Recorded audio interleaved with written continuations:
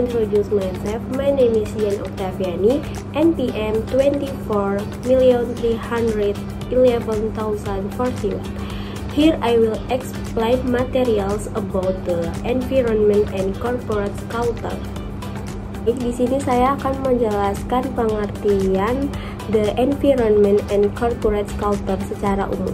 Secara umum, the environment and corporate culture mengacu pada bagaimana faktor eksternal, lingkungan bisnis, dan faktor internal budaya perusahaan saling mempengaruhi dan membentuk keberhasilan atau kegagalan perusahaan. Di sini juga saya akan menjelaskan pengertian the environment. The environment atau lingkungan perusahaan meliputi faktor eksternal dan internal yang memengaruhi operasi bisnis. Faktor eksternal seperti kondisi ekonomi, teknologi, politik, dan sosial berada di luar kendali perusahaan. Namun perusahaan harus mampu beradaptasi untuk tetap kompetitif. Faktor internal seperti sumber daya, faktor organisasi, dan karyawan juga berperan dalam kelancaran operasional. Lingkungan perusahaan atau the environment merujuk pada semua faktor eksternal yang memengaruhi operasional bisnis. Lingkungan ini terdiri dari dua kategori utama, yaitu lingkungan eksternal, termasuk faktor-faktor yang berada di luar kendali perusahaan tetapi memiliki dampak pada bagaimana perusahaan beroperasi. Contoh dari lingkungan eksternal sendiri yaitu ekonomi. Kondisi ekonomi seperti inflasi, suku bunga, dan pertumbuhan ekonomi. Untuk yang tidak mengerti inflasi adalah kenaikan harga barang dan jasa secara umum dan terus-menerus dalam jangka waktu tertentu. Dan yang kedua ada sosial. Perubahan tren konsumen, preferensi pasar, dan norma sosial. Yang ketiga ada politik dan juga hukum. Peraturan pemerintah, kebijakan fiskal, serta undang-undang yang mempengaruhi industri tertentu. Dan yang keempat ada teknologi. Inovasi teknologi yang dapat mengubah cara perusahaan beroperasi dan bersaing di pasar. Dan yang terakhir ada lingkungan alam.